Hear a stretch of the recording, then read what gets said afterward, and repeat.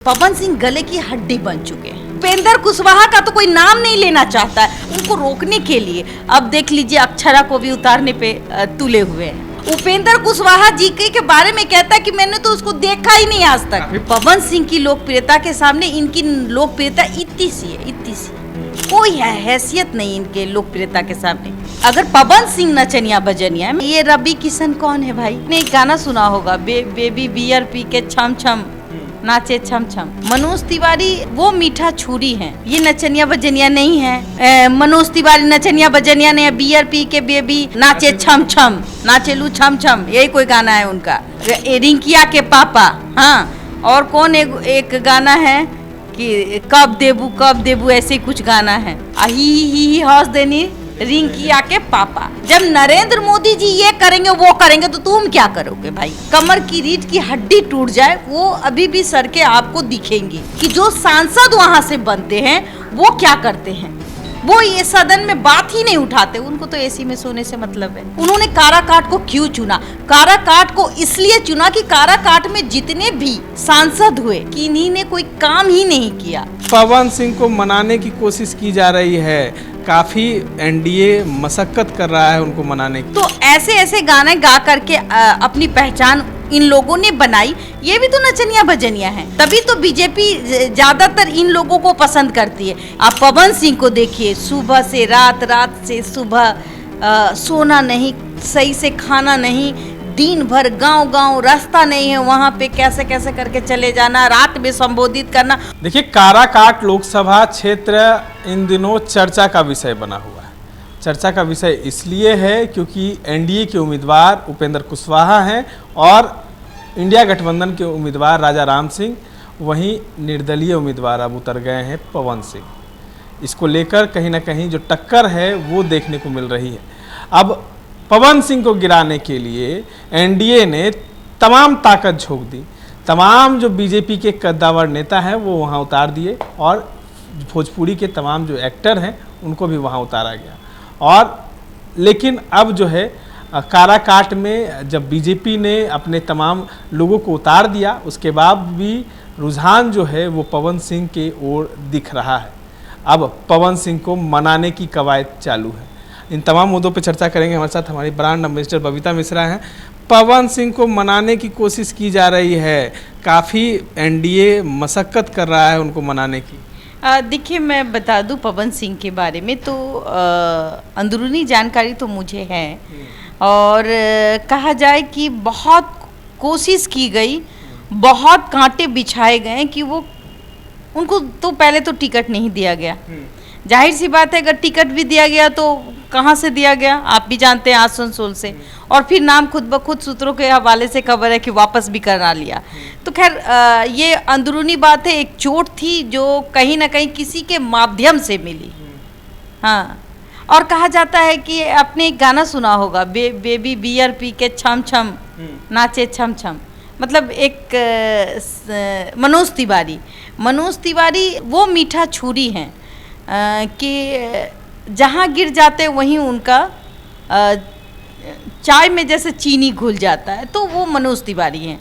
और आपको याद होगा कि मनोज तिवारी जी जब केजरीवाल के ऑपोजिशन में मुख्यमंत्री का कैंडिडेट बने थे, उस वक्त उनका गाना बहुत ही फेमस किया था, बियर पी के छम छम वाला। और यही बियर पीने के चक्कर में और मार देनी, खींच के तमाचा, ही हौस देनी रिंकिया के पापा। तो ये दिल्ली वालों को पसंद नहीं आया, जिसका नतीजा ये रहा। और देखिए, जमीनी काम तो उन्होंने क्या किया? अगर जमीनी काम, अगर उनका कार्यकाल देख लीजिए तो वो पहले कहाँ से चुनाव लड़े थे और किस पार्टी से चुनाव लड़े थे? अखिलेश जी के पिताजी थे, उनके पार्टी से उन्होंने चुनाव लड़ा था। और किनके विरुद्ध लड़ा था ये भी आप सुनिए, योगी आदित्यनाथ, और बुरी तरीके से हार गए।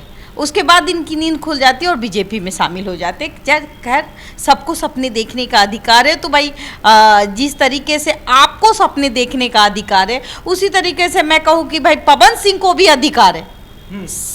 और वो सपने नहीं, वो सपने को साकार करने के लिए अपनी माँ के कहने पर और जनता के बीच उन्होंने काराकाट को क्यों चुना? काराकाट को इसलिए चुना कि काराकाट में जितने भी सांसद हुए किन्हीं ने कोई काम ही नहीं किया। आज भी उनकी सड़कें आज से 15 साल पहले कमर की रीढ़ की हड्डी टूट जाए वो अभी भी सड़कें आपको दिखेंगी। और वहाँ की शुगर मिल जो कि शायद एशिया में टॉप थी और टॉप है थी उस वक्त, और 84 से बंद है।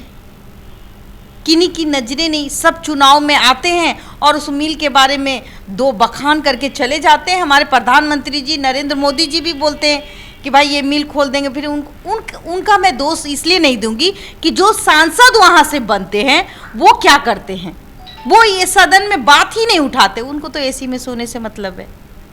और जय जयकार लगाना है नरेंद्र मोदी जी का, तो नरेंद्र मोदी जी भूलेंगे ही ना। जब 10 काम में एक काम तो लोग भूलता ही है, तो उनमें हम नरेंद्र मोदी जी की गलती कहीं नहीं, गलती कहाँ ढूंढते?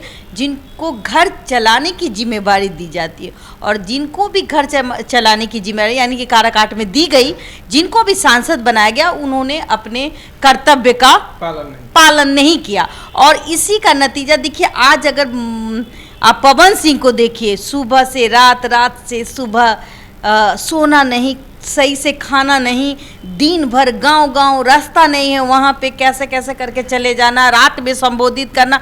और मैं बता दूं कि कहीं ना कहीं पप्पू यादव भी उनको समर्थन कर रहे हैं और उनका समर्थन इसलिए कर रहे हैं, उनकी ईमानदारी देखते हुए कर रहे हैं। तो जाहिर सी बात है कि एक लालसा, एक लोगों को काम करना है, तो वो शख्स पवन सिंह है। और कहीं ना कहीं वो जमीन से जुड़े हुए, बहुत गरीब परिवार से आते थे, उन्होंने अपनी मेहनत से अपनी मुकाम हासिल किया और बाद में जाके आप देखिए आज वो वही कर रहे हैं जो आप बहुत पहले लोगों को करना चाहिए था। और उनको वो बार बार ये भी कहते हैं अगर हमसे गलती होगी तो मेरा कान खींच लीजिएगा। जाहिर सी बात है, जब उनको रोकने के लिए अब देख लीजिए अक्षरा को भी उतारने पे तुले हुए हैं। जाहिर सी बात अक्षरा आएंगी, फिर उसके बाद रवि किशन आएंगे जिन्होंने लहंगा तो उठा ही दिया रिमोट से और बेटी भी हो गई। मैं नहीं कह रही, ये लोग कह रहे हैं। दिनेश लाल निरहुआ भी आ रहा है। हाँ, निरहुआ भी आ रहा है। बताइए, जो कहता है कि जनसंख्या पे रोक लगाना, उनके खुद ही 3 बच्चे हैं, वो अगर वो नरेंद्र मोदी जी कहते तो ज़्यादा अच्छा रहता, ज़्यादा अच्छा रहता। वो ये कह सकते थे मैंने तो एक भी बच्चे दुनिया में नहीं लाया, तो आप लोग भी कुछ नियंत्रण करें तो समझ में। और कंगना रनावत की क्या, भगवान, जय श्री राम। लोग जय श्री राम का नारा लगाते हैं लेकिन बजरंग बली को भूल जाते हैं। अगर लंका ध्वस्त हुआ तो उसमें श्री रामचंद्र जी का साथ देने वाला भी बजरंग बली थे। तो जय श्री राम का नारा लगाने वाला जय श्री राम के नक्शे पर कहाँ चलते हैं? तमाम लोगों ने कहा था कि पवन सिंह नचनिया बजनिया है। हाँ, अरे भाई, तो अगर मैं कह दूं कि अगर पवन सिंह नचनिया बजनिया है, मैं आप ही की बात कह रही हूँ, तो आप जाहिर सी बात है, तो ये रवि किशन कौन है भाई? हाँ, ये नचनिया बजनिया नहीं है। मनोज तिवारी नचनिया बजनिया ने बियर पी के बेबी नाचे छम छम, नाचे लू छम छम, यही कोई गाना है उनका। हाँ, रिंकिया के पापा। हाँ, और कौन एक गाना है कि कब देबू, ऐसे ही कुछ गाना है। तो ऐसे ऐसे गाने गा करके अपनी पहचान इन लोगों ने बनाई। ये भी तो नचनिया बजनिया हैं। तभी तो बीजेपी ज़्यादातर इन लोगों को पसंद करती है। इन लोगों के अंदर क्या है? इन लोगों ने कभी जमीन पे रह के कोई काम किया है? पूछा जाए, मेरा भी सवाल है, मैं भी एक नागरिक हूँ। पूछा जाए कि कभी इन लोगों ने जमीन पे उतर करके वो गरीब के घर में जाकर के उनकी व्यथा को सुना है? बिल्कुल नहीं। और अगर पवन सिंह काराकाट से लड़ते हैं तो उन्होंने चुना क्योंकि वहाँ की व्यवस्था बहुत ही लचर है। जिस तरीके से लोग वहाँ त्राहिमाम हैं, वो अब नहीं चाहते कि केंद्र में किसी की भी शासन हो। प्रधानमंत्री जी हमारे लोकप्रिय, वो हमारे पिता तुल्य, मैं भी उनको पसंद करती हूँ, लेकिन सांसद को पसंद नहीं करती। जो काम नहीं करते उसको सांसद बनाने की क्या ज़रूरत है, उसको एकदम साइड कर दीजिए। और जाहिर सी बात है कि मैं बता दूं कि जब विरोधाभास दिखता है, काराकाट में राजा राम सिंह वो भी हार रहे हैं, कहीं नहीं है, हार रहे हैं। उपेंद्र कुशवाहा का तो कोई नाम नहीं लेना चाहता है। उपेंद्र कुशवाहा जी के बारे में कहता है कि मैंने तो उसको देखा ही नहीं आज तक। काफी पुराने नेता एक बार जीतने के बाद वो दर्शन नहीं देते। मैं नहीं कह रही भाई, वहाँ के गांव के लोग कह रहे कि एक बार भी दर्शन नहीं देते। ऐसे लोगों को हम इस बार नरेंद्र मोदी को पसंद करते, पर नरेंद्र मोदी के आड़ में अगर कोई सुस्त नेता और पीएम के आर में अगर वो मंत्री बनना चाहे या फिर वहाँ से एमपी का इलेक्शन जीतना चाहे, तो अब काराकाट की जनता नहीं देगी, पवन सिंह को देगी। और पवन सिंह को देखेगी कि वो काम करते कि नहीं। एक बार तो सभी को विश्वास होना चाहिए। इतने सारे भोजपुरी एक्ट्रेस हैं, बॉलीवुड एक्ट्रेस हैं, उन पे बीजेपी भरोसा जताई, पवन सिंह से ऐसे क्या नाराजगी होगी, उनको उन पर भरोसा क्यों नहीं रहा? देखिए, इसके पीछे बहुत षड्यंत्र है। कोई नहीं चाहता जिस तरीके से आप देखिए निरहुआ जी को आप देख लीजिए रवि किशन जी को, आप मनोज तिवारी को देख लीजिए, इनकी लोकप्रियता तुच्छ है। और पवन सिंह की लोकप्रियता के सामने इनकी लोकप्रियता इतनी सी समझ रहे हैं, कोई हैसियत नहीं इनके लोकप्रियता के सामने। अगर ये लोग खड़े भी हो जाए ना, तो इनको ये हमने एक वीडियो देखा था, इनका गाना सुनने के लिए औरत 2 मिनट सही से खड़ी नहीं रहती, लेकिन पवन सिंह का गाना सुनने के लिए खड़ी रहती है, उन पर विश्वास कर रही है। दिल्ली में भी लोग कहते हैं कि मनोज तिवारी आते कब है, नरेंद्र मोदी के नाम से जीत जाते। आप देखिएगा, उनका एक बयान है, जब वो शुरुआती दौर में बीजेपी ज्वाइन कर रहे थे और उस वक्त वो उनको टिकट मिली थी भूले भटके, बीजेपी ने दे दिया था, तो उनसे पूछा गया कि भाई पेट्रोल डीजल क्या कम कर सकेंगे? हाँ, बीजेपी की सरकार आएगी, नरेंद्र मोदी जी कम कर देंगे। मतलब उनको अपने में कॉन्फिडेंस नहीं है। जिस तरीके से मीम्स बनती है उनके, आप देखिए उठा करके उनके मीम्स से पता चले जाएगा कि अल्प विद्या भयंकर वाला मीम्स है। मतलब कि उनको उस वक्त कोई जानकारी नहीं थी कि अर्थव्यवस्था कैसे चलती है और कहाँ कमियां हैं, कैसे पूरा करे।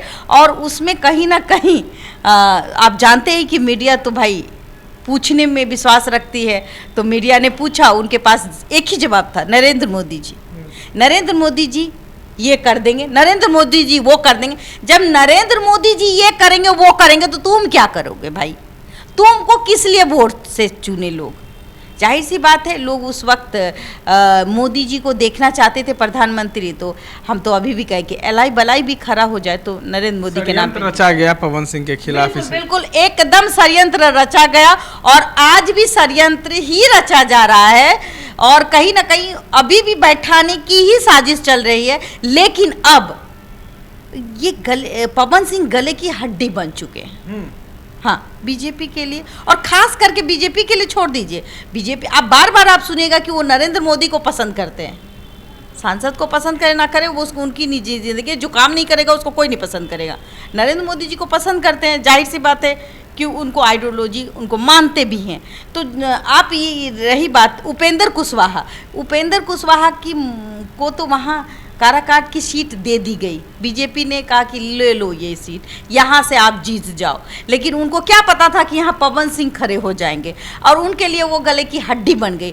और दिल का जो दौरा होता है, कहीं ना कहीं आप देखिए कि उपेंद्र कुशवाहा बुरी तरीके से जब हारेंगे, तो जो दिल का दौरा है, उनको इतना रोना होगा ना कि मैं उस रोने की आहट को सुन पा रही हूँ। अच्छा, एक सूत्रों के हवाले से खबर आ रही है कि बीजेपी को अब परेशानियां इसलिए बढ़ गई हैं, और अब काराकाट में कुछ भी हो सकता है, पवन सिंह एनडीए के साथ भी जा सकते हैं, ऐसी चर्चाएं हैं। क्योंकि एनडीए के कई विधायक जो है उनके संपर्क में आ गए हैं, और जो है उनकी नज़दीकियां जो है काफ़ी ज़्यादा बढ़ गई हैं। हाँ ये भी बात है, वहाँ के कुछ लोकल्स जो लोग है ना, वो अंदर से सपोर्ट कर रहे हैं पवन सिंह को।